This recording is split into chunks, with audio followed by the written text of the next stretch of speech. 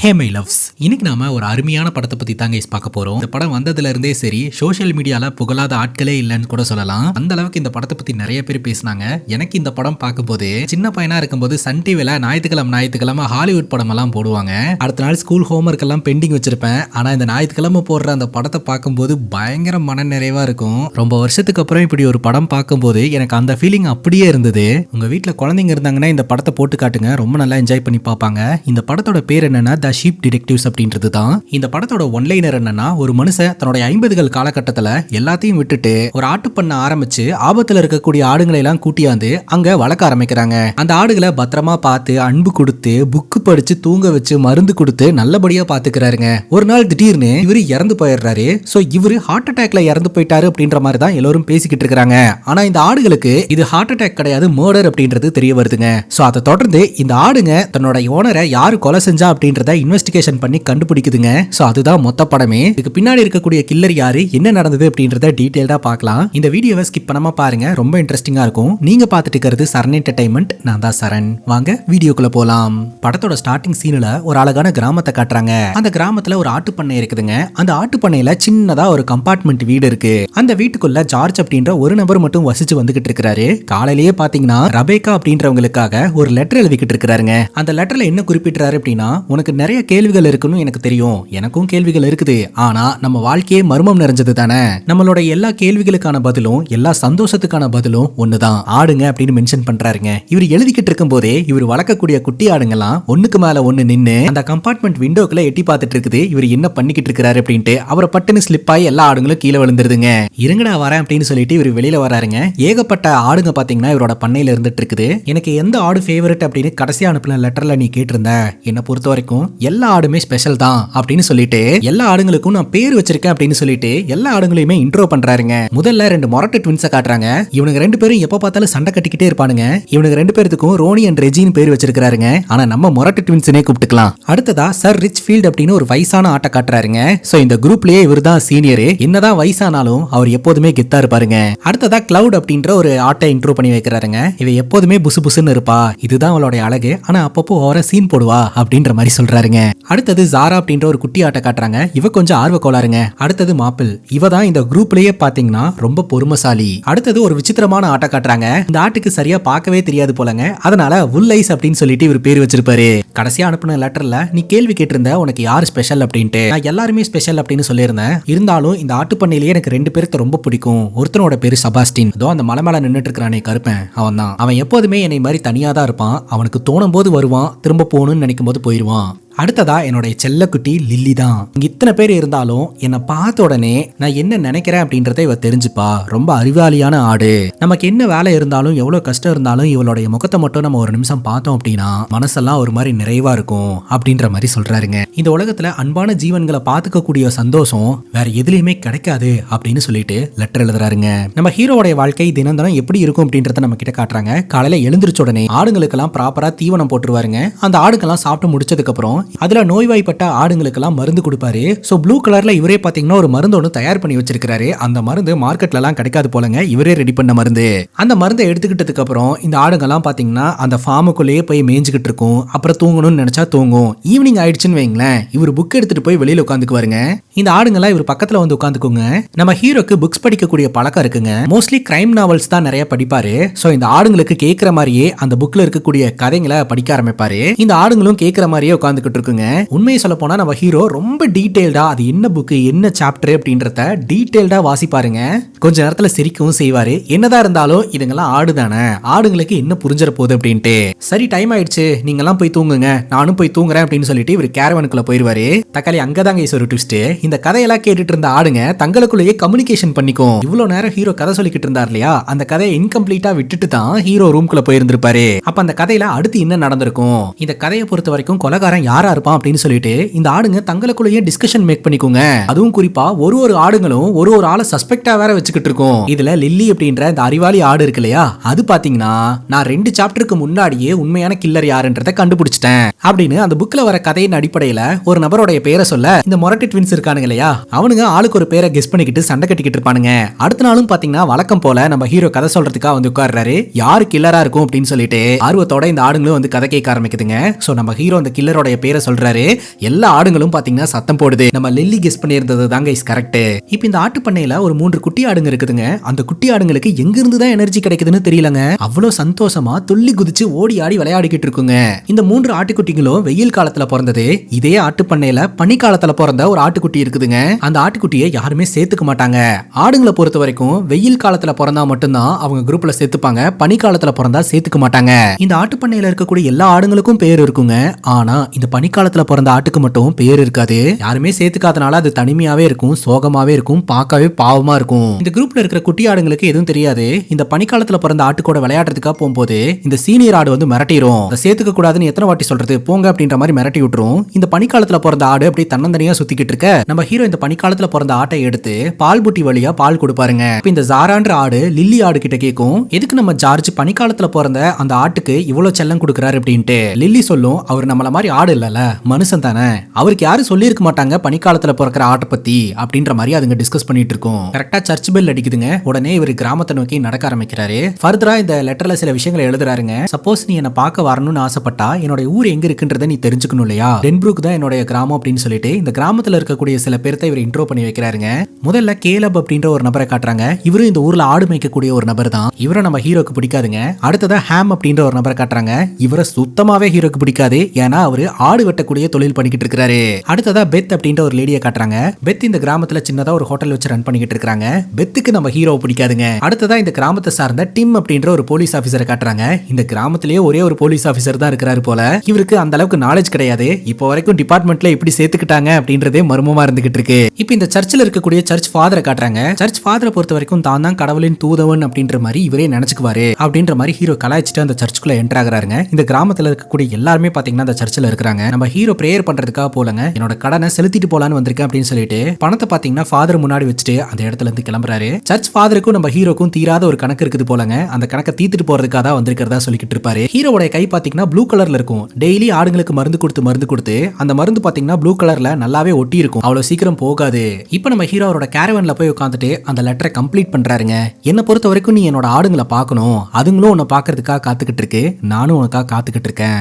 With love George அப்படின்ற மாதிரி இந்த லெட்டரை கம்ப்ளீட் பண்றாருங்க. இப்போ வழக்கம் போல ஆடுங்கள்லாம் அந்த ஃபார்ம்ல மேய்ஞ்சிக்கிட்டு இருக்கும். அந்த ஃபார்ம்ல பூ ஒன்று பூக்குங்க. அந்த பூ வந்துட்டு அந்த ஃபார்ம்ல இருக்கக்கூடிய எல்லா ஆடுங்களுக்கும் ரொம்ப விருப்பமான பூங்க. ஆனா லில்லி சொல்லுவா, எல்லாத்தையும் நீங்களே சாப்பிடாதீங்க, செபாஸ்டினுக்கும் கொஞ்சம் வைங்க, அவன் வரும்போது சாப்பிட்றதுக்கு ஏதாவது இருக்கணும்ல அப்படின்னு சொல்ல, உடனே கிளவுடி சொல்றா, செபாஸ்டினை ஜார்ஜ் எங்கிருந்தோ தூக்கிட்டு வந்துட்டாரு, அவன் தோணும் போதெல்லாம் கிராமத்துக்குள்ள ஓடிடுறான், அதுக்கப்புறம் திரும்பவும் இங்கேயே வந்துடுறான், அவன் மனசுல என்ன நினைச்சுக்கிட்டு இருக்கானே தெரியல அப்படின்னு சொல்ல, அதுக்கு லில்லி சொல்றா, அவனுக்கு நம்ம மேல கேர் இல்ல அப்படின்றதுக்காக நம்மளும் அவன் மேல கேர் இல்லாமலாம் இருக்க கூடாது, அவனுக்காகவும் கொஞ்சம் விட்டு வைங்க, அவன் வந்து சாப்பிடுவான் அப்படின்னு லில்லி சொல்றா. இப்ப நம்ம எல்லாருக்கும் புரியும்னு நினைக்கிறேன் ஏன் நம்ம ஹீரோ லில்லிய இந்த கூட்டத்திலேயே அறிவாளி ஆடுன்னு சொல்றாரு அப்படின்ட்டு.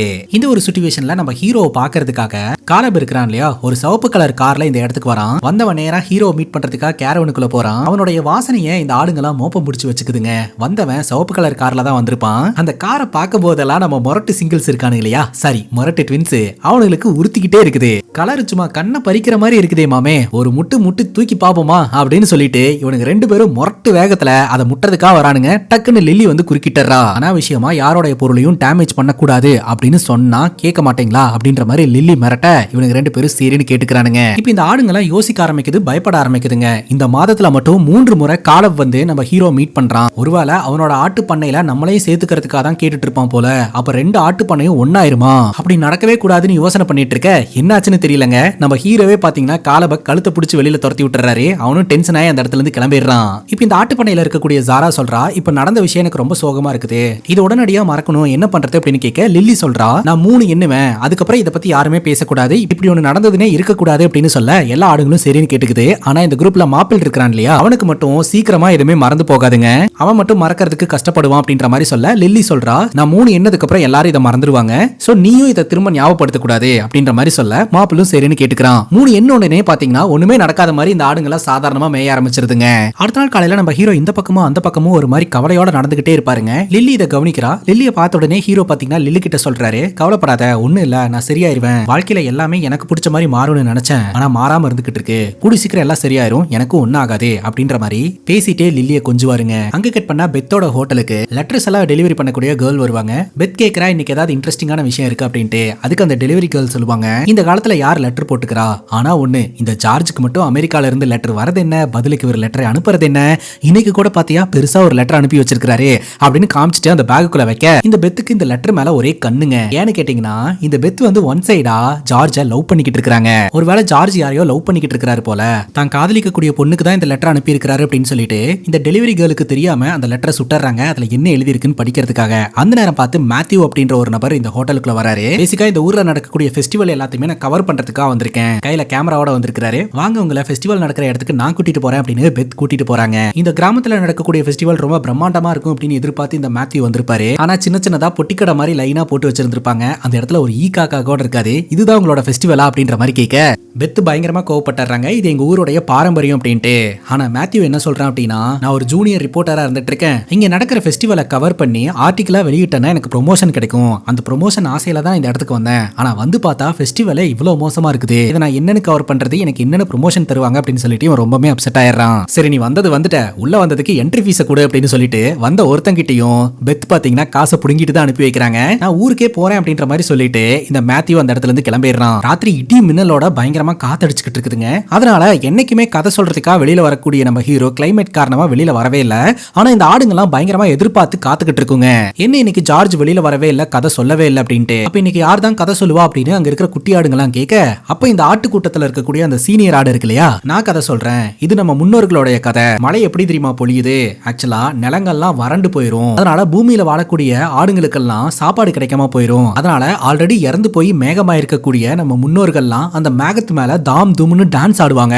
அப்படி டான்ஸ் ஆடும் போது அந்த மேகங்கள்லாம் அதிர்ந்து மழையா பொழிய ஆரம்பிக்கும். மழை பொழிஞ்சது அப்படின்னா புல் பூண்டுகள்லாம் முளைக்க ஆரம்பிக்கும். அதை சாப்பிட்டுட்டு நம்ம ஹாப்பியா இருப்போம் அப்படின்ற மாதிரி இந்த சீனியர் ஆடு கதை சொல்லிக்கிட்டு இருக்குங்க. அப்ப அங்க இருக்கக்கூடிய குட்டி ஆடுங்கெல்லாம் கேள்வி கேக்குது, அப்ப நம்ம எல்லாரும் இறந்ததுக்கு அப்புறம் மேகமா மாறிடுவோமா அப்படின்ட்டு.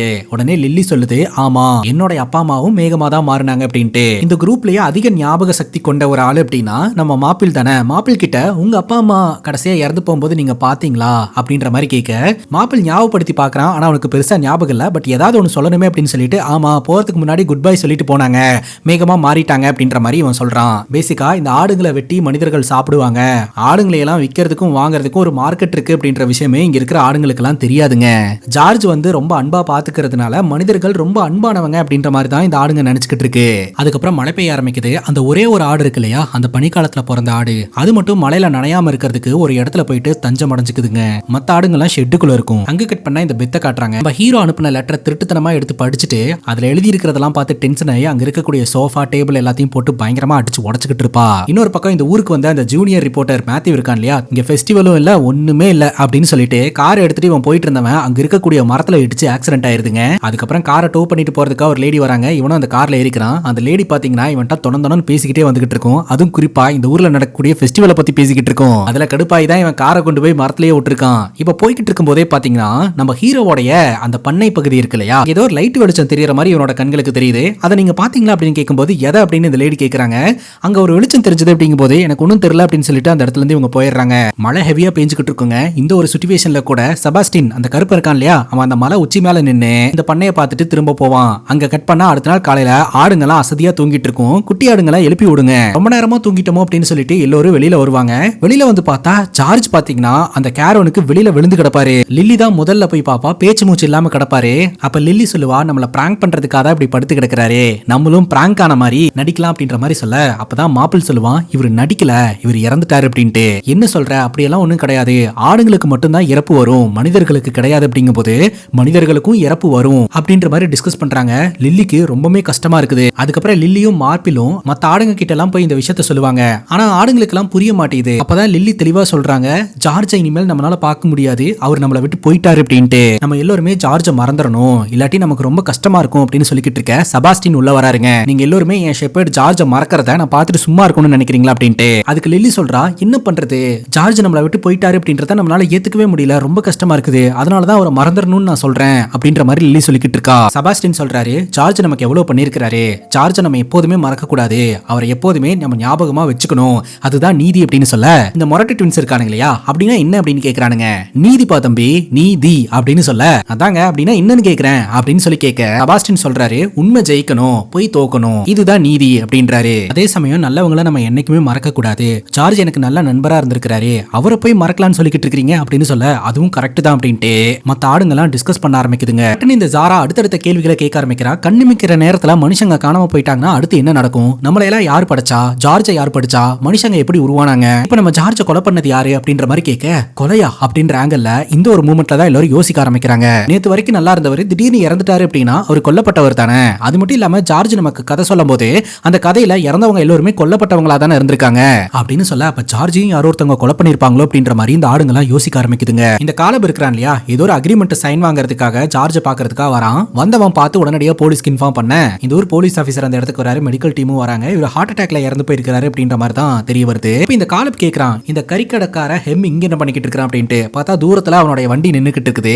வண்டிக்குள்ள உட்காந்துட்டு இந்த ஹெம் பாத்தீங்கன்னா இந்த ஆட்டு மந்தையில எத்தனை ஆடுங்க இருக்கு அப்படின்ற மாதிரி கவுண்ட் பண்ணிக்கிட்டு இருக்கான். சோ ஜார்ஜ் இறந்துட்டாரு அப்படின்னா இந்த ஆடுங்கெல்லாம் அபடண்ட் ஆயிரும் இல்லையா, இந்த ஆடுங்களை எல்லாம் தான் டேக் ஓவர் பண்ணிட்டு இதுங்களை எல்லாம் கறி போட்டு வித்து பிசினஸ் பாத்திரலாம் அப்படின்ற மாதிரியான எண்ணத்துல தான் கைஸ் இங்க வந்து நின்னுக்கிட்டு இருக்கான். இப்ப லில்லியும் மாப்பிளையும் டிஸ்கஸ் பண்றாங்க, நல்லா இருந்த மனுஷன் திடீர்னு இப்படி இறந்து போவான், சோ அந்த கேரவனுக்குள்ள என்ன இருக்கு அப்படின்றத செக் பண்ணலாம் அப்படின்னு சொல்லிட்டு அங்க இருக்கக்கூடிய விண்டோ வழியா இவங்க எட்டி பாக்குறாங்க. அப்பதான் தெரிய வருது உள்ள சரக்கு பாட்டிலும் 2 கிளாஸ் இருக்கு அப்படின்னு சொல்லிட்டு. இதை வச்சு பார்க்கும்போது இந்த கேரவனுக்குள்ள நேத்து ராத்திரி ஜார்ஜ் மட்டும் இல்ல இன்னொரு நபரும் இருந்திருக்காரு. அந்த நபர் யார் யோசனை பண்ணிக்கிட்டு இருக்கும் போதே அந்த இடத்துக்கு நம்ம மேத்யூஸ் வராங்க. உடஞ்சு போன காரை ரெடி பண்ணிட்டு நேரா நம்ம ஜார்ஜோடைய ஃபார்முக்கு தான் வந்திருக்கான். என்னாச்சு அப்படின்ற மாதிரி கேட்டு இவன் பாட்டுக்கு போட்டோஸ் எடுக்க ஆரம்பிக்கிறான். இப்ப இந்த ஊர் போலீஸ் ஆபீசர் சொல்றாரு ஒரு ஹார்ட் அட்டாக்ல இறந்து போயிட்டாரு அப்படின்ட்டு. ஏதாவது க்ளூ கிடைச்சதா, க்ளூ கிடைச்சது அப்படின்னா அதை வச்சு நான் பிரேக்கிங் நியூஸா மாத்திடுவேன், எனக்கு ப்ரொமோஷன் கிடைக்கும் அப்படின்ற மாதிரி அவன் சொல்ல, இந்த கான்ஸ்டபிள் சொல்றாரு சுத்தி சுத்தி எல்லா இடங்களையும் தேடிட்டேன், எந்த ஒரு க்ளூமே கிடைக்கல அப்படிங்கும் போது வண்டிக்குள்ள போய் பாத்தீங்களா அப்படின்னு கேட்கும்போது அப்பதான் இந்த போலீஸ் ஆபீசருக்கே தோணுதுங்க, ஓ வண்டிக்குள்ளேயும் போய் செக் பண்ணணும் அப்படின்ட்டு. ஆல்ரெடி சொல்லியிருந்தாங்க இல்லையா இந்த போலீஸ் ஆபீசர் ஒரு மக்கு அப்படின்ட்டு, அதுக்கு ஏத்த மாதிரி தான் இவர் பிஹேவ் பண்ணிக்கிட்டு இருப்பாரு. நேரா டோர் ஓபன் பண்றதுக்காக போவாரு.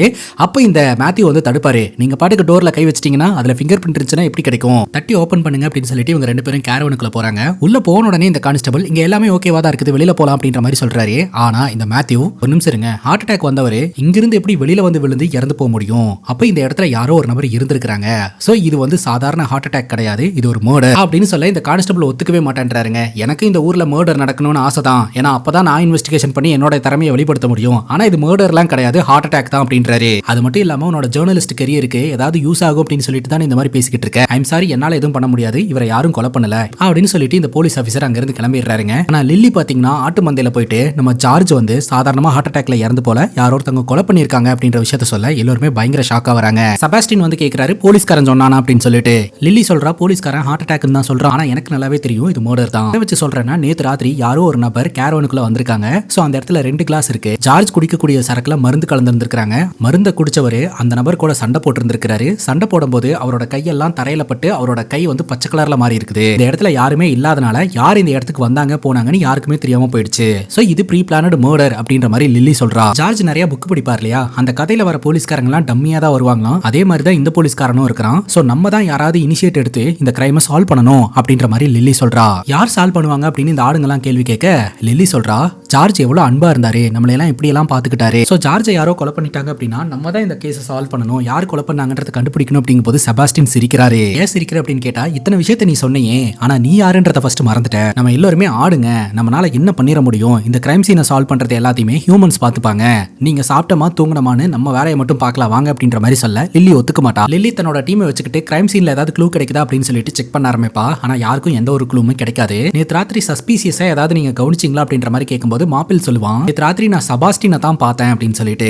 அப்ப நீ தான் ஜார்ஜை கொலை பண்ணிருக்க அப்படின்னு சொல்லிட்டு எல்லா ஆளுங்களும் செபாஸ்டியனுக்கு எதிராக திரும்பும். அப்ப செபாஸ்டியன் சொல்லுவாரு, ஆமா ஆமா என்னால நுழைய முடியாத கேரவனுக்குள்ள நுழைஞ்சு அவர் பக்கத்திலேயே சேர்ல உட்காந்து அவர் குடிச்ச சரக்குல நான் மருந்து கலந்து அது இந்த காலை வச்சு சாவடிச்சேன் இல்லையா அப்படின்னு கேட்க, இல்ல இல்ல செபாஸ்டியன் இதை பண்ணிருக்க மாட்டாரு அப்படின்ற ஒரு முடிவுக்கு வராங்க. இதை செஞ்சது கண்டிப்பா மனுஷங்களா தான் இருக்க முடியும், மனுஷங்களை யாராவது பாத்தீங்களா அப்படின்னு கேட்கும்போது அந்த பனிக்காலத்துல பிறந்த ஆட்டுக்குட்டி இருக்கு இல்லையா, நான் பார்த்தேன் ஜார்ஜோடைய ஆத்மாவை பார்த்தேன் அப்படின்ற மாதிரி சொல்ல, விளையாடுறதுக்கு இதுக்கு நேரம் கிடையாது அப்படிங்கும் போது, இல்ல எனக்கு நல்லா தெரியும் ஜார்ஜோடைய ஆத்மாவை நேற்று ராத்திரி பார்த்தேன், ஜார்ஜோடைய வாசனையா தான் வந்தது அப்படின்ற மாதிரி இவங்க பேசிக்கிட்டு இருக்கும்போது சர்ச் பெல் அடிக்கிற சவுண்ட் கேக்குது. இதுக்காக இந்த டைம்ல பெல் அடிக்கிறாங்க அப்படின்ற மாதிரி ஆடுங்கெல்லாம் கேட்க, அப்ப செபாஸ்டியன் சொல்றாரு, இப்ப மனிதர்கள்லாம் ஒன்று கூடுவாங்க, நம்ம ஜார்ஜ் பத்தி தான் பேசுவாங்க அப்படின்னு அப்படின்னு சொல்ல, அப்ப லில்லி சொல்றா மனிதர்கள்லாம் ஒன்று கூடுவாங்க அப்படின்னா கண்டிப்பா அந்த இடத்துல ஜார்ஜ் கொன்னவனும் இருப்பான், போனோம்னா கண்டிப்பா கண்டுபிடிச்சிட முடியும் அப்படிங்கும்போது இது வரைக்கும் நீ ஃபார்மை தாண்டி வெளியில வந்ததே இல்ல, நீ எப்படி கிராமத்துக்கு வருவ அப்படின்ற மாதிரி கேட்க, இங்க இருந்து கிராமத்துக்கு எவ்வளவு தூரம் இருந்துற போது, அதெல்லாம் என்னால முடியும் அப்படின்ற மாதிரி சொல்லிட்டு லில்லியும் மாப்பிள்ளையும் வருவாங்க. தார் ரோட்டை பார்த்த உடனே இவங்க ரெண்டு பேரும் பயப்பட ஆரம்பிச்சிருவாங்க. ஏன்னா இது வரைக்கும் இவங்க பசுமையான நிலத்துல மட்டும் தான் நடந்து போயிருக்காங்களே தவிர தார் ரோட்டுக்கெல்லாம் வந்ததே இல்ல, ரொம்பவே பயப்படுவாங்க. அந்த நேரம் பார்த்து ஒரு கோழி ஒண்ணு ரோட்டை கிராஸ் பண்ணி போகுங்க. இதை பார்த்ததும் ஜார்ஜுக்காக நம்ம இதை பண்ணி தான் ஆகணும் அப்படின்னு சொல்லிட்டு ரெண்டு பேரும் ரோட கிராஸ் பண்ணி வந்துருவாங்க. கொஞ்சம் கொஞ்சமா காடு மேடு இதெல்லாத்தையும் தாண்டி கிராமத்துக்குள்ளேயே வந்துருவாங்க. இப்ப செபாஸ்டின் பாத்தீங்கன்னா அங்க இருக்கக்கூடிய சர்ச்சை காமிச்சு இதுதான் சர்ச் அப்படின்ற மாதிரி சொல்ல, உள்ள யாரு இருப்பா அப்படின்னு கேட்க, கடவுள் இருப்பாங்க அப்படின்னு இவர் சொல்றாரு. கடவுள்னா யாரு அப்படின்னு கேட்க, அவரும் ஆடு மேய்க்கிறவர் தான் அப்படின்ற மாதிரி சொல்ல, அவர் எங்க போனா பார்க்க முடியும் அப்படின்னு கேட்கும்போது, அவரு பிரெட்லயே இருப்பாரு, வைன்லயே இருப்பாரு, தூண்லயே இருப்பாரு, துரும்புலயே இருப்பாரு அப்படின்ற மாதிரி செபாஸ்டின் எக்ஸ்பிளைன் பண்ணிட்டே போயிட்டு இருப்பாருங்க. அவர் இன்விசிபிளா தான் இருப்பாரு, கண்ணுக்கெல்லாம் தெரிய மாட்டாரு அப்படிங்கும்போது, அப்ப சண்டே ஆனா இந்த பிரெட்டையும் வைனையும் ஆட்கள்லாம் சாப்பிட்டுருவாங்களே, கடவுள் ரொம்ப பாவம் அப்படின்ற மாதிரி பேசிட்டு போயிட்டு இருப்பாங்க. இப்ப இந்த போலீஸ் ஆபீசர் பாத்தீங்கன்னா கிராமத்தினர்களை கூப்பிட்டு இந்த விஷயத்தை எல்லாம் சொல்லிக்கிட்டு இருப்பாருங்க. அப்ப லில்லி ஒளிஞ்சுக்கலாம் அப்படின்ற மாதிரி சொல்லுவா. செபாஸ்டின் சொல்லுவாரு, இங்க பாரு அவங்க எல்லாம் ஹியூமன்ஸ், நம்ம எல்லாம் ஆடுங்க, அவங்க கண்ணுக்கு தெரிஞ்சாலும் அவங்க நம்மள கண்டுக்க மாட்டாங்க அப்படின்ற மாதிரி சொல்லிட்டு அங்க நடக்கிறதெல்லாம் இவங்க பாத்துக்கிட்டு இருப்பாங்க. இப்ப இந்த கிராமத்தை சார்ந்த போலீஸ் ஆபீசரும் ஒத்துக்கிறாரு. சோ ஜார்ஜ் வந்து கொல்லப்பட்டு தான் இறந்து போயிருக்கிறாரு. ஏன்னா போஸ்ட்மார்ட்டம் ரிப்போர்ட்ல அவருடைய உடம்புல பாத்தீங்கன்னா ஒரு டாக்ஸிக்கான பாய்சனை கண்டுபிடிச்சிருந்திருக்காங்க. அந்த பாய்சன் கூட பாத்தீங்கன்னா இந்த ஊர்ல இருக்கக்கூடிய ஒரு மரத்துல இருந்து எடுக்கப்பட்டது அப்படின்றதும் தெரிய வந்திருக்கு. பட் யார் ஜார்ஜ் கொலை பண்ணாங்க அப்படின்றது இன்னும் இன்வெஸ்டிகேஷன்ல தான் இருக்குது. கூடி சீக்கிரம் கில்லரை கண்டுபிடிப்போம் அப்படின்ற மாதிரி கான்ஸ்டபிள் சொல்றாரு. ஆனா கான்ஸ்டபிள் என்ன கெஸ் பண்றாரு அப்படின்னா, கண்டிப்பா இது திருட்டுக்காக நடந்த கொலை தான் அப்படின்ட்டு. ஆனா இந்த ஆடுக்கு ஒத்துக்க மாட்டேங்குது. அங்க நின்று பயங்கரமா சத்தம் போட்டுக்கிட்டு இருக்குங்க. அந்த நேரம் பார்த்து அந்த இடத்துக்கு ஒரு கார் ஒன்று வருதுங்க.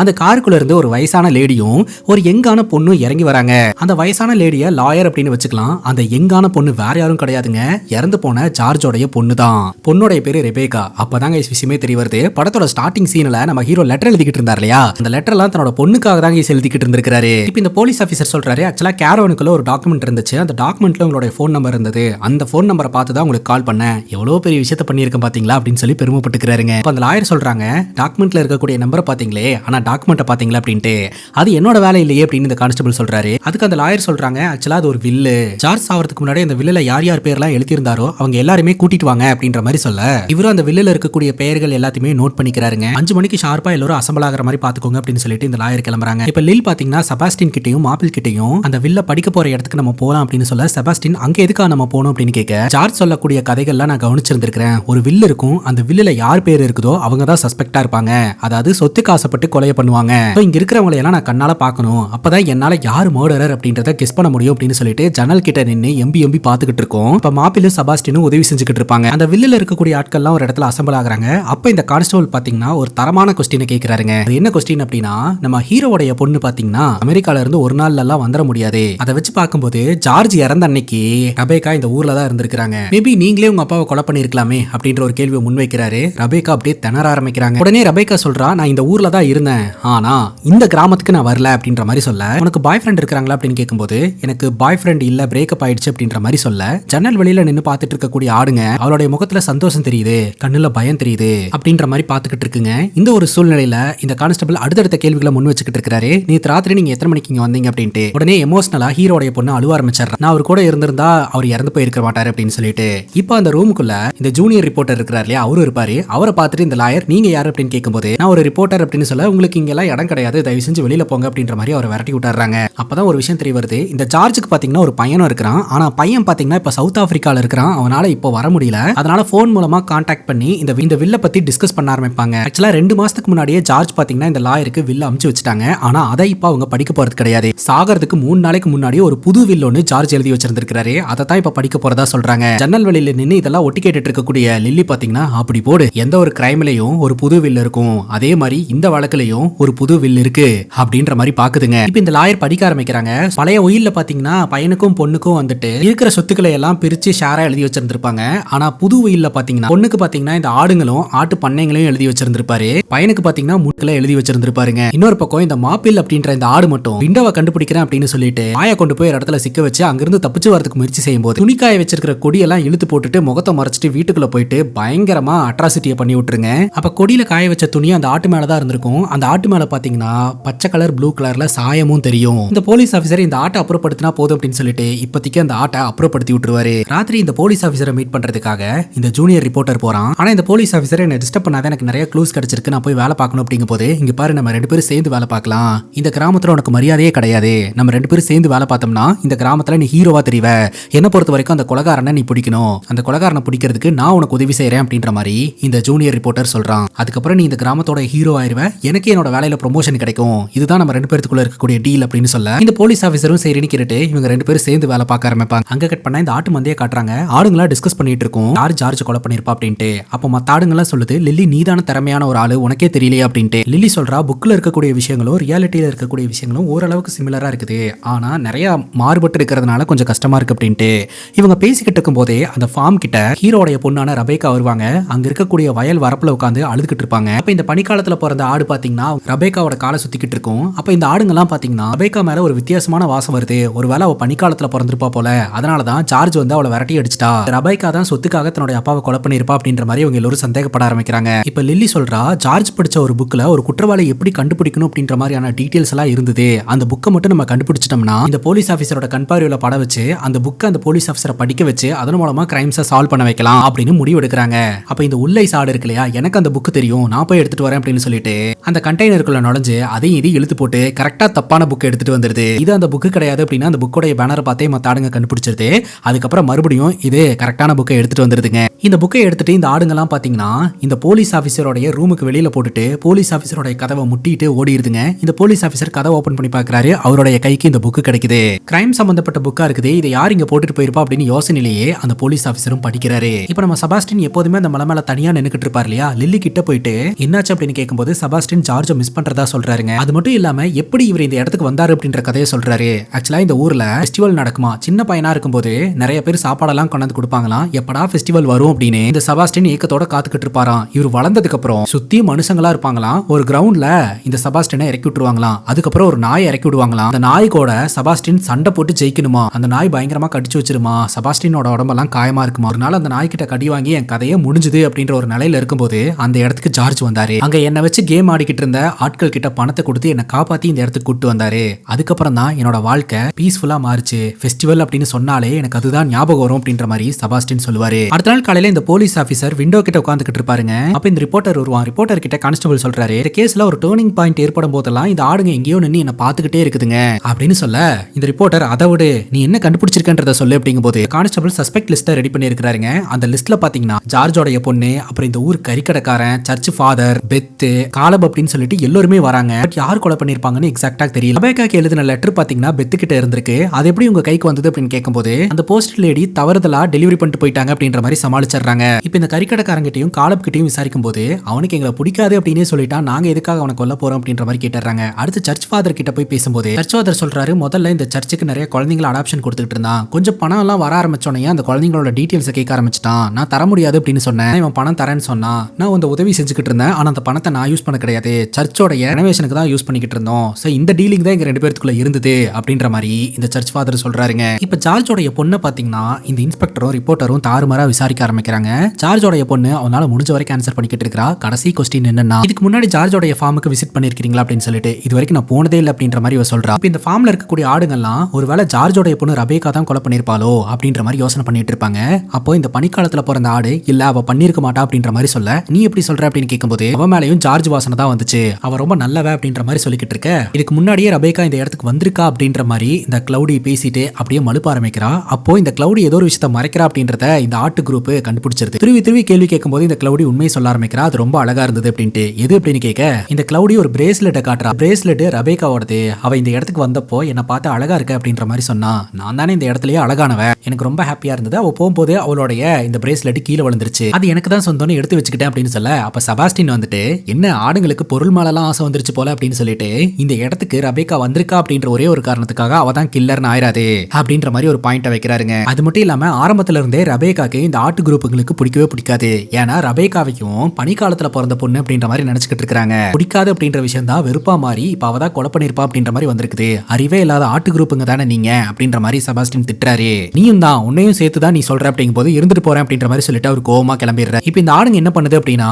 இந்த போலீஸ் ஆபீசர் எங்க இருக்கிறாருன்னு பார்த்து அவருடைய தொப்பியை தூக்கிட்டு இந்த ஃபார்முக்கு வந்துருதுங்க. அந்த தொப்பி எடுக்கிறதுக்காக இந்த போலீஸ் ஆபீசர் பின்னாடியே வராரு. இந்த இடத்துல இந்த ஆடுங்க தொப்பியை போட்டு வச்சிருது. அந்த தொப்பி எடுத்தா அதுக்கு கீழே பிரேஸ்லெட் இருக்குது. அந்த பிரேஸ்லெட்டை இந்த கான்ஸ்டபிள் எடுத்து பாக்குறாரு. ரபேக்காவோடது அப்படின்னு தெரிய வருது. அந்த ஆடுங்களுக்கு தேங்க்ஸ் சொல்லிட்டு உடனடியா அங்கிருந்து ஓடுறாருங்க. ரபேக்கா பாத்தீங்கன்னா ஒரு இடத்துல ஸ்டே பண்ணிருப்பாங்க. அந்த இடத்துக்கு போயிட்டு சோ இது கிரைம் சீன்ல கிடைச்ச ஆதாரம், இந்த ஆதாரமே போதுமானது, நீங்க தான் ஜார்ஜை கொலை பண்ணீங்க அப்படின்றதுக்கு. சர்ச் வாரண்டோட வந்திருக்கேன், உங்க ரூமை சர்ச் பண்ணணும் அப்படின்னு சர்ச் பண்ணும்போது அங்க ஒரு ஷூ கிடைக்குது. அந்த ஷூல பாத்தீங்க இவங்க ஃபார்முக்கு போயிட்டு வந்ததற்கான தடயமெல்லாம் கிடைக்குது. இதெல்லாம் பேஸ் பண்ணி ஜார்ஜை கொலை பண்ணது அவங்க பொண்ணு தான் அப்படின்னு சொல்லிட்டு ரபேக்காவை இந்த கான்ஸ்டபிள் அரெஸ்ட் பண்றாருங்க. ஸ்டேஷன்ல வச்சு ரபேக்கா விசாரிச்சுக்கிட்டு இருக்கும்போது விண்டோ வழியா இந்த லில்லி பாத்துக்கிட்டே தான் இருப்பா. ரபேக்கா என்ன சொல்லுவானா, இவா அன்னைக்கு ராத்திரி அவங்க அப்பாவை பார்க்க வந்தது உண்மைதான். அப்பா பாத்தீங்கன்னா அவரோட காலத்துக்கு அப்புறம் நீ தான் இந்த ஆடுங்களை எல்லாம் பாத்துக்கணும் அப்படின்னு சொல்லிட்டு இந்த ஆடுங்களை எல்லாம் இன்ட்ரோ பண்ணி வச்சிருந்திருப்பாங்க.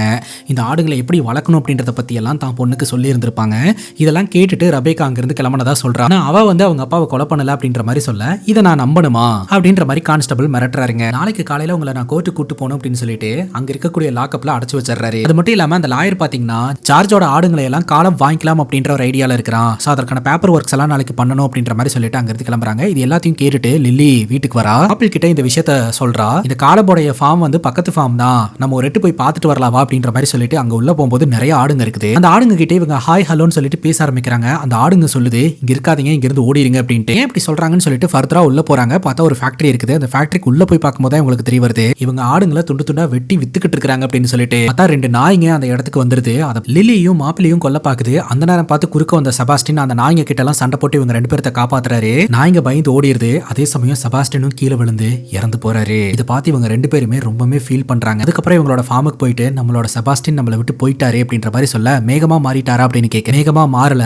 இப்பதான் ரியாலிட்டி என்னன்னு எங்களுக்கு தெரிய வந்தது, அதை வெளியில சொல்லவே முடியாது அப்படின்ற மாதிரி லில்லி சொல்லிக்கிட்டு இருப்பா. அது மட்டும் இல்லாம இங்க இருக்கிற ஒவ்வொரு நாளும் தங்களுக்கு ஆபத்து அப்படின்றதையும் புரிஞ்சுப்பா. அப்பதான் கனவுல நம்ம ஜார்ஜ் பாத்தீங்கன்னா உயிரோட வர மாதிரியும் நம்ம லில்லி கிட்ட கம்யூனிகேட் பண்ற மாதிரியும் தோணும். ரபேக்கா நேத்து வந்து ஜார்ஜை பார்த்துட்டு போனது யதார்த்தமா நடந்த விஷயம். அதை வச்சு ரபேக்கா தான் வந்து இந்த கொலையை பண்ணா அப்படின்னு நம்ம போட்டு கொடுத்துட்டோம். வேற யாரோ ஒருத்தங்க தான் ஜார்ஜை கொலை பண்ணிருப்பாங்க அப்படின்ற மாதிரி லில்லிக்கு தெரிய வருது. லில்லி ராத்திரி ஃபுல்லா யோசனை பண்ண ஆரம்பிக்கிறாங்க. அப்ப லில்லிக்கு ஒரு சில விஷயங்கள்லாம் தெரிய வர ஆரம்பிக்குது. அந்த பனிக்காலத்துல பிறந்த ஆட்டுக்குட்டி இருக்கு இல்லையா, அதை வர சொல்லி நான் சொல்றதை செய்யின்னு சொல்லிட்டு அங்க ரெண்டு பெயிண்ட் டப்பா இருக்குங்க. ரெண்டு பெயிண்ட் டப்பாக்களையும் காலை விட்டு நல்லா பெயிண்ட் ஆக்கிட்டு இவங்க அந்த லாக்கப்புக்கு போறாங்க. அதாவது இந்த ரபேக்காவை அடைச்சு வச்சிருக்காங்க இல்லையா, அந்த லாக்கப்புக்கு போறாங்க. ரபேக்காக்கு அங்க என்ன நடக்குதுன்னே புரியலங்க. இந்த லில்லி சொல்ல அந்த பனியாடு இருக்கு இல்லையா, அது ஒரு டிராயிங்க வரையுதுங்க. அங்க இருக்கக்கூடிய போட்டோஸ் எல்லாம் வச்சு ஒரு கிரைமை சால்வ் பண்றதுக்கான ஒரு விஷயத்தை வெளிப்படுத்துது. அடுத்த நாள் காலையில கான்ஸ்டபிள் பாத்தீங்கன்னா அந்த லாக்கப்புக்குள்ள நுழையிறாரு. ரபேக்கா கிட்ட இது யார் பண்ணா அப்படின்ற மாதிரி கேட்க, நேத்து ராத்திரி ஒரு ஆடு வந்தது, அந்த ஆடு தான் இதை பண்ணுச்சு அப்படிங்கும்போது சும்மா கதை கட்டிக்கிட்டு இருக்கிறியா அப்படின்ற மாதிரி கேட்க, உண்மையை சொல்லணும்னா ஒரு பெரிய ஆடு சொல்லுச்சு, இன்னொரு சின்ன ஆடு இதை பண்ணுச்சு அப்படிங்கும் போது அங்க என்ன இருக்கு அப்படின்றத இவர் கவனிக்கிறாருங்க. ஆனா இவருக்கு ஒண்ணுமே புரியல. ஃபர்ஸ்ட் ப்ளூ கலர் பெயிண்ட் இருக்குங்க. அந்த ப்ளூ கலர் பெயிண்ட் மேல எல்லோ கலர் பெயிண்ட் இருக்கும். சோ அந்த ப்ளூ கலரும் எல்லோ கலரும் மிக்ஸ் ஆகும்போது அது பச்சை கலரா மாறி இருக்கும். இது ஏன் இப்படி இருக்கு அப்படின்னு யோசனை பண்ணிட்டு இருப்பாரு. இவருக்கு புரியாது. அந்த நேரம் பார்த்து கோர்ட்ல இருந்து ஆள் வந்துருவாங்க ரபேக்காவை கூட்டு போறதுக்காக. ஒரு சைன் போட்டதுக்காக போவாரு. அந்த ஆடுங்க சைன் போடாதீங்க அப்படின்ற மாதிரி எதிர்பார்த்துக்கிட்டு இருக்கும். ஆனா சைன் போட்டு அனுப்பி வச்சிருவாருங்க. அந்த நேரம் பார்த்து கான்ஸ்டபிள் அவரோட கையை கவனிப்பாரு. கையெல்லாம் பச்சை கலர் பெயிண்டா இருக்கும். உடனே ஸ்டாப் பண்ணுங்க, ரபேக்கா கில்லர் கிடையாது, உண்மையான கில்லர் யாருன்றதை நான் கண்டுபிடிச்சிட்டேன், இவ்வளவு நாள் என்ன முட்டாளாக்கிட்டு இருந்திருக்காங்க அப்படின்ற மாதிரி சொல்ல இந்த ஆடுங்க கத்த ஆரம்பிக்கும். எப்பாடே இந்த கான்ஸ்டபிளுக்கு அறிவு வந்துருச்சுடாடே அப்படின்ற மாதிரி பாத்துக்கிட்டு இருப்பாங்க. அப்ப இந்த கான்ஸ்டபிள் லாயர் கிட்ட சொல்லுவாரு, நம்ம இந்த வில்ல படிக்கும் போது இங்க எல்லாருமே இருந்தாங்க, ஆனா ஒரே ஒரு நபர் மட்டும் இல்ல. அது யாரு அப்படின்னா ஜார்ஜோடைய பையன். ஜார்ஜோடைய பையன் சவுத் ஆப்பிரிக்கால இருக்கிறதா நமக்கு தெரிய வந்தது. அதனால இங்க வர முடியல அப்படின்ற மாதிரி நம்ம நினைச்சுக்கிட்டு இருந்தோம். ஆனா இந்த வில்ல பொறுத்த வரைக்கும் ரெண்டு வில்லா இருக்கு. ஒரு வில்லுல பாத்தீங்கன்னா ஈக்குவல் ஷேர் இருக்கும், இன்னொரு வில்லுல பாத்தீங்கன்னா எல்லாமே ரபேக்காக்கு போற மாதிரி இருக்கும். இதை பேஸ் பண்ணி தான் பாத்தீங்கன்னா இன்வெஸ்டிகேஷன்ல ரபேக்கா தான் கில்லரா இருப்பாங்களோ அப்படின்ற மாதிரி போய்கிட்டு இருக்கும். ஆனா ரபேக்கா கில்லர்னு ப்ரூவ் ஆகி ஜெயிலுக்கு போயிட்டா ஜார்ஜோட இன்னொரு வாரிசுக்கு தான் மொத்த சொத்தும் போகும். அப்படிதான் பிளான் பண்ணிருக்காங்க அப்படின்ற விஷயத்தை இவர் கண்டுபிடிக்கிறாருங்க. ஜார்ஜோட பையனை இது வரைக்கும் யாருமே பார்த்தது கிடையாது. அதனால ஜார்ஜோட பையன் இதை அட்வான்டேஜா பயன்படுத்தி இந்த இடத்துக்கு வந்திருக்கலாம், இங்கதான் இருக்கலாம் அப்படின்ற மாதிரி சொல்ல, ரிப்போர்ட்டர் என்னடா சொல்ற அப்படின்ற மாதிரி கேட்க, அப்பதான் கான்ஸ்டபிளுக்கு இந்த ரிப்போர்ட்டர் மேல சந்தேகம் வருது. ஏன்னா திடீர்னு ஏதோ ஒரு காரணத்துக்காக வந்தான், திடீர்னு வண்டி ரிப்பேர் ஆயிடுச்சுன்னு சொன்னா, அதுக்கப்புறம் இங்கேயே இருந்துட்டான். அப்பதான் என்ன நடந்தது அப்படின்றத டீடைல்டா அவர் எக்ஸ்பிளைன் பண்றாருங்க. இந்த ரிப்போர்ட்டர் தான் பாத்தீங்கன்னா ஜார்ஜோடைய பையங்க. மேத்யூ அப்படின்னு சொல்லிட்டு பேரெல்லாம் மாத்தி வச்சுட்டு அவனை யாரும் அடையாளம் கண்டுபிடிச்சிட கூடாது அப்படின்னு சொல்லிட்டு தலையில எல்லோ கலர்ல கலர் பண்ணிட்டு வந்திருந்திருக்கான். இந்த பையன் பாத்தீங்கன்னா ஜார்ஜை கொலை பண்ணிட்டு வில்ல மாத்தி எழுதி வைக்கிறான். அதாவது தன்னோட அக்காக்கே எல்லா சொத்துக்களும் போற மாதிரி. அதுக்கப்புறம் அக்காவை கொலகாரி அப்படின்ற மாதிரி இவனே காட்டி கொடுத்துட்டு அக்கா ஜெயிலுக்கு போனதுக்கு அப்புறம் அடுத்த வாரிசான இவனுக்கு எந்த ப்ராப்ளமே இல்லாம ஸ்மூத்தா சொத்துக்கெல்லாம் வர மாதிரி பிளான் போட்டு இருந்திருக்கான். ஆனா இந்த ஆடுங்க இது எல்லாத்தையும் கண்டுபிடிச்சு நம்ம கான்ஸ்டபிள் கிட்ட போட்டு கொடுத்துருச்சு. சோ கான்ஸ்டபிள் எப்படி கண்டுபிடிச்சாரு அப்படின்னா, எப்போதுமே ஜார்ஜ் பாத்தீங்கன்னா தன்னோட ஆடுங்களுக்கு மருந்து கொடுப்பார் இல்லையா, அந்த மருந்து வந்து ப்ளூ கலர் இருக்கும். அந்த ப்ளூ கலர் கூட எல்லோ கலர் மிக்ஸ் ஆச்சு அப்படின்னா அது கிரீன் கலரா மாறிடும். ஜார்ஜ் செத்து போன இடத்துல பாத்தீங்கன்னா அவரோட கையெல்லாம் கிரீன் கலர்ல இருந்திருக்கும். சரி, அந்த எல்லோ கலர் எங்க இருந்து ஆட் ஆச்சு அப்படின்னு பார்த்தா இந்த ரிப்போர்ட்டர் தன்னோட தலையில பாத்தீங்கன்னா எல்லோ கலர்ல கலர் பண்ணி வச்சிருந்திருப்பான் இல்லையா. ஜார்ஜுக்கு விஷம் கொடுத்து போட்டு தள்ளலாம்னு நினைக்கும் போது ஜார்ஜ் கண்டுபிடிச்சிட்டாரு. அப்ப ஏற்பட்ட சண்டையில தான் பாத்தீங்கன்னா ஜார்ஜ் வந்து பையனோட தலை மேல கை வச்சிருந்திருப்பாரு. அந்த எல்லோ கலர் பட்டு தான் அவரோட கை வந்து கிரீன் கலர்ல மாறி இருந்திருக்கும். ஜார்ஜோட பையன் பாக்குறதுக்கு யங் ஜார்ஜ் மாதிரி இருந்ததுனால தான் அந்த பனியாட்டு குட்டி வந்துட்டு நான் வந்து ஜார்ஜோடைய ஆத்மாவை பார்த்தேன் அப்படின்ற மாதிரி சொல்லி இருந்திருக்கும். நான் தான் ஜார்ஜை கொலை பண்ணேன் அப்படின்றதுக்கு என்ன ஆதாரம் இருக்கு அப்படின்ற மாதிரி கேட்க இதுவே போதும் அப்படின்னு சொல்லிட்டு அந்த ஹேர் சாம்பிளை வந்துட்டு இந்த கான்ஸ்டபிள் எடுக்கிறாரு. ஹேர் சாம்பிளை வச்சு உன்னால என்ன பண்ணிட முடியும், சோ இதுதான் தண்ணி பட்டாவே கலர் மாறிடுமே அப்படின்ற மாதிரி சொல்ல, ஆனா முட்டா பயலே நான் வந்து கலருக்காக இந்த ஹேர் சாம்பிள் எடுக்கல, அதுல இருக்கக்கூடிய டிஎன்ஏ டெஸ்ட் பண்ணாலே போதும், நீ தான் ஜார்ஜோட பையனு தெரிய வந்துரும் அப்படின்னு சொல்ல, உடனடியா இந்த ரிப்போர்ட்டர் பாத்தீங்கன்னா பயந்து அந்த இடத்துல இருந்து ஓட ஆரம்பிக்கிறான். தக்காளி அந்த இடத்துல தான் என்ட்ரி கொடுக்குறாங்க, நம்ம மொரட்டு ட்வின்ஸ் ஆடுங்க. சோ இதுங்க ரெண்டும் பாத்தீங்கன்னா போய் அந்த காரை முட்ட ஆரம்பிக்குது. கண்ணாடி ஒட்டச்சு அந்த காரு மேல ஏறி நின்னு நீதிடா நேர்மடா ஜெயிச்சிருச்சுடா அப்படின்ற மாதிரி சொல்ல, போலீஸ் ஆபீசர் பாத்தீங்கன்னா இந்த ரிப்போர்ட்டரை அரெஸ்ட் பண்றாங்க. டீ அவ்வளோ சொத்துக்கள்ரா, அவ்வளோ சொத்துக்களும் எனக்கு வர வேண்டியதுடா, ஏன்டா என்ன அரெஸ்ட் பண்றீங்க அப்படின்னு சொல்லிட்டு அவன் அழுதுட்டே ஜெயிலுக்கு போறான். அதுக்கப்புறம் ரெபேக்கா இந்த இடத்துல இருந்து கிளம்பலாம்னு நினைக்கும் போது பெத் பாத்தீங்கன்னா லெட்டர் பத்தி பேசுவாங்க. உங்க அப்பா உன் மேல அவ்வளோ அன்பா இருந்தாரு அப்படின்னு சொல்லிட்டு, நீங்க அப்பாவை லவ் பண்ணீங்களா அப்படின்னு கேட்கும்போது ஆமா பண்ணேன், அவரும் பண்ணியிருந்திருப்பாரு அப்படின்ற மாதிரி இந்த பெத் சொல்லிக்கிட்டு இருப்பாங்க. அதுக்கப்புறம் இவங்க கிளம்பும் போது இந்த ஆடுங்களாம் என்ன ஆகும் அப்படின்ற மாதிரி ரெபேக்கா யோசிப்பாங்க. இப்பதான் ரெபேக்கா கிட்ட அப்பாவோட சொத்துக்கள் இருக்குது, அதனால இந்த பக்கத்து ஃபார்ம் இருக்கு இல்லையா, இந்த காலப் மற்றும் ஹெம்மோடைய ஃபார்ம், இதையும் நானே வாங்கிக்கிறேன் அப்படின்ற மாதிரி சொல்லி காசு கொடுத்து அங்க இருக்கக்கூடிய ஆடுங்களை எல்லாம் கூப்பிட்டுட்டு ஜார்ஜோடைய ஃபார்முக்கு ரெபேக்கா வருவாங்க. சோ ஜார்ஜோட ஃபார்ம்ல இருக்கக்கூடிய ஆடுங்கள்லாம் அந்த ஆடுங்க கூட ஃப்ரெண்ட்ஷிப் மேக் பண்ணிக்கோங்க, இனிமேல் அதுங்கெல்லாம் சாவ தேவையில்லை, இந்த ஃபார்ம்ல ரொம்ப ஹாப்பியா வளர ஆரம்பிக்கும். ஜார்ஜோடைய அப்பா சொல்லியிருப்பார் இல்லையா, என்னோட அன்றாட வாழ்க்கை இப்படிதான் இருக்கும் அப்படின்னு சொல்லிட்டு, அதை நம்ம ஃபாலோ பண்ணலாம் அப்படின்னு சொல்லிட்டு அவங்க அப்பா பண்ண எல்லா விஷயத்தையுமே இவங்க பண்ணுவாங்க. ரெபேக்கா புக்கை தூக்கிட்டு வெளியில வந்து உட்கார்ந்தா ஆடுங்கெல்லாம் ரவுண்டு கட்டி உட்காந்துக்குங்க கதை கேட்கறதுக்கு. எல்லா ஆடுங்களும் கதை கேட்டுக்கிட்டு இருக்கும்போது லில்லி பாத்தீங்கன்னா செபாஸ்டின் இருந்தா அந்த இடத்துக்கு போவாங்க. செபாஸ்டினை மிஸ் பண்ணுவாங்க. பார்த்தா அந்த இடத்துல இந்த பனியாடு இருக்கும். இப்போ வரைக்குமே இந்த பனிக்காலத்துல பிறந்த ஆட்டை இவங்க யாருமே சேர்த்துக்க மாட்டாங்க, அதுக்கு பேரு கூட யாரும் வச்சிருக்க மாட்டாங்க. லில்லி முடிவெடுப்பா இந்த ஆடை நம்ம கைவிட்ட கூடாது அப்படின்னு சொல்லிட்டு, உனக்கு பேரே இல்லல்ல, இனிமேல் உன் பேரு ஜார்ஜ், வா நம்ம கூட்டத்துக்கு போலாம் அப்படின்னு சொல்லிட்டு இவன் பேரு ஜார்ஜ், இவனும் நம்ம கூட்டத்தை சார்ந்தவன் அப்படின்னு சொல்ல எல்லாருமே பாத்தீங்கன்னா ஹாப்பியா இது கூட விளையாட ஆரம்பிக்கிறாங்க. நம்ம ரெபேக்காவும் கதை சொல்லிக்கிட்டு இருப்பாங்க. இதோட ஹாப்பி எண்டிங்கா இந்த படம் முடியுதுங்க. இந்த படத்தை பத்தி நீங்க என்ன நினைக்கிறீங்க அப்படின்னு உங்களுடைய கருத்தை கமெண்ட் செக்ஷன்ல பதிவு பண்ணுங்க. இதே மாதிரி வேற ஒரு நல்ல வீடியோல வந்து சந்திக்கிறேன். Love you guys, take care and cheers.